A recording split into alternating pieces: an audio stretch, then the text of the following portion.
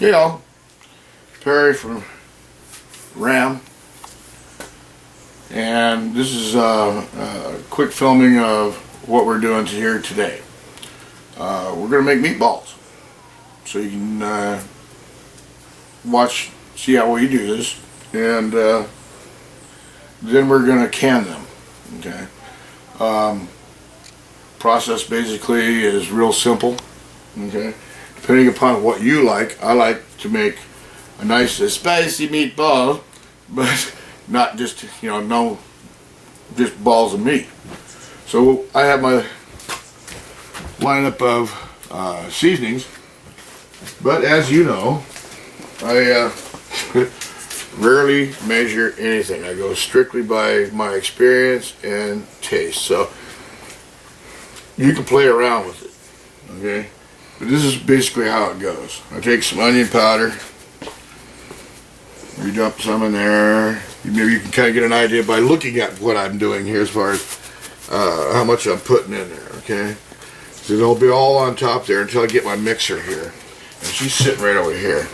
Oh, sitting my ass. She's standing right behind me here. Okay, black pepper. You can see I'm getting prepared. Scary, isn't it?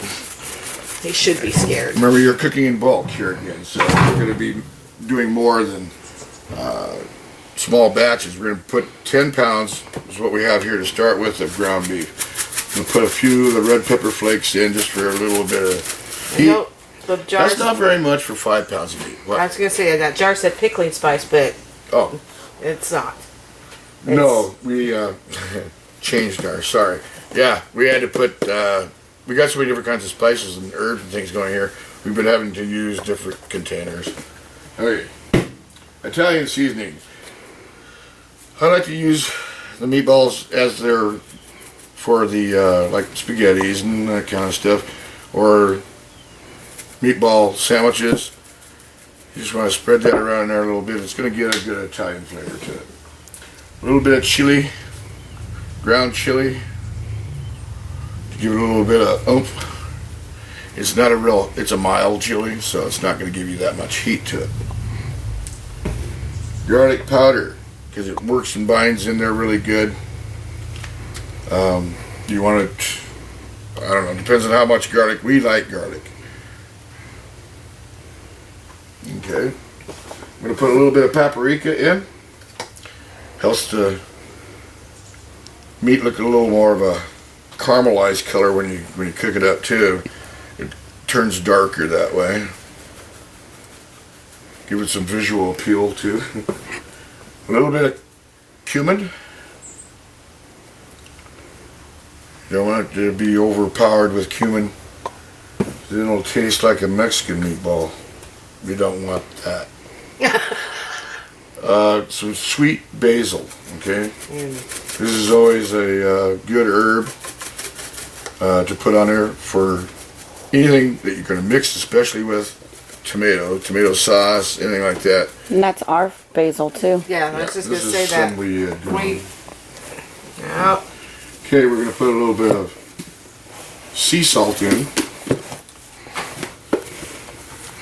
And we're just really for just a little bit of taste enhancement, not really to season it for even eating. That should be plenty. That was probably all about 2 tablespoons, okay, for each one, I'm guessing. Then I'm going to put a little bit of Winchester sauce in. Good old Heinz 57 Winchester sauce. Any kind would work. Yeah. I'd say we're getting close to maybe a third of a cup, quarter of a cup on that for 5 pounds.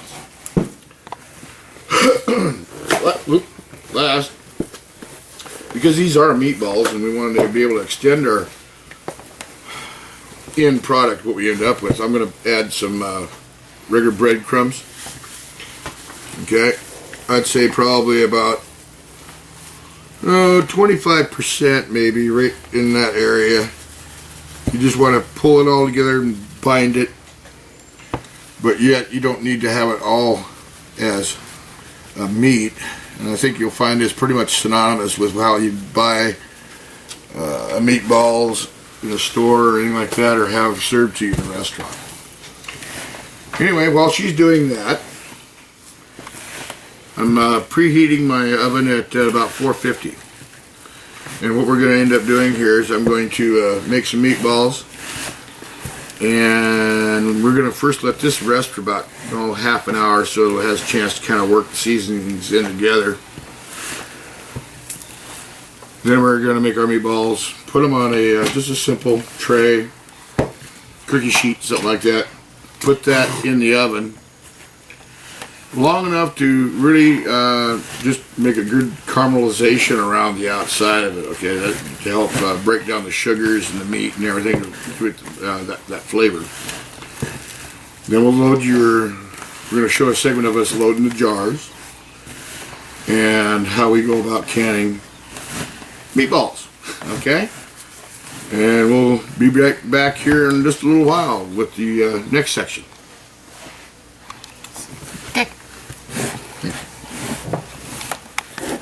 Yep. It's recording. Alright, right now we're just loading up the trays with the meatballs. Make sure that they're flat, ready. That's a 3-ounce scoop here. 3 1/4 ounce. Looks like we makes can it get, easier ice cream scoop. looks like we'll have 3 left. Right now we've got 2 full big cookie sheets. And throw it over to Barry. All we're going to have to do now is slap these in here for about 10-15 minutes. You know what you want to do is just caramelize them, make a nice hard shell on the outside, and it'll help solidify the ball. And then later we'll show you the quick segment on how to load your jars, how we do it, and you'll always have some kind of meat readily available for whatever you want to cook with. Anyway, we just got to load these up, and that should be it's a simple process. It takes a little bit of time, a little desire. Just depends on. This is a good way to store food. Canning is always a good way to do that. So here in a little while, we'll start again. Next segment. Right now we've loaded up the meatballs. As you can see, the quart are holding 5. And then we've got pints that are holding 2. These are for my daughter to take to school. When she leaves us, I wiped off the lids, or the rims. And now I'm just putting the rings on them. Got my pressure cooker heating up now.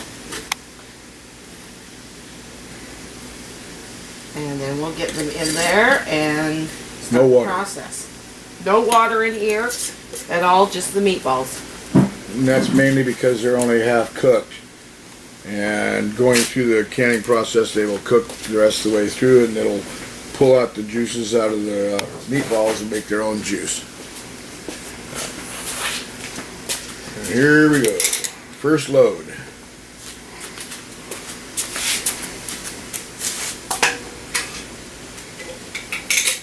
I use the jar lifters because the steam, I just don't want to burn my hands. Not fun to doing that. And these you cook for 90 minutes. And of course, since we're adding pints to the quarts, they're going to be more done than the... And that's at what, 11 pounds? Yeah, 11 pounds pressure For 90 minutes. for here and... Once it comes up to pressure. Yes, you start tightening.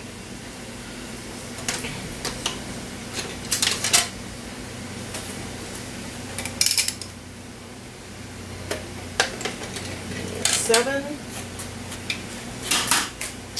Grab the lid.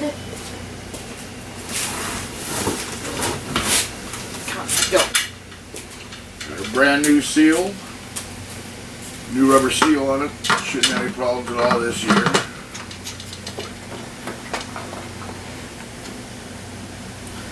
There it goes. All right. Where's Got- your rocker? There it is.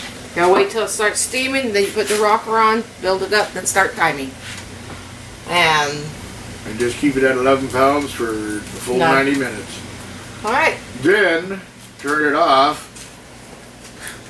and do not open the top until it's all the way down on the pressure gauge to 0.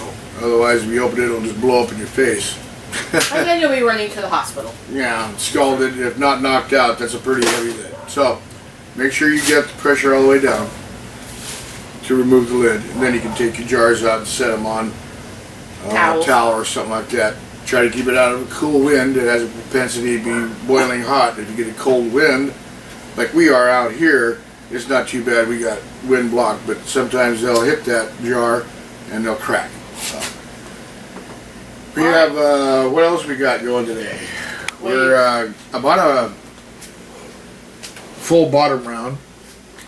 And so far I made a couple of roasts. I cut out of it some round steaks. Trimmed it up also for some of our stew we're going to be making here. And that's something that I like to show on here, how we can stew. And we'll be doing a lot more here shortly. So hang in there. Good to see you. Hope you guys come to the gardening site for Perry and Nancy's Victory Garden. Hope to see you there. Bye. See you soon.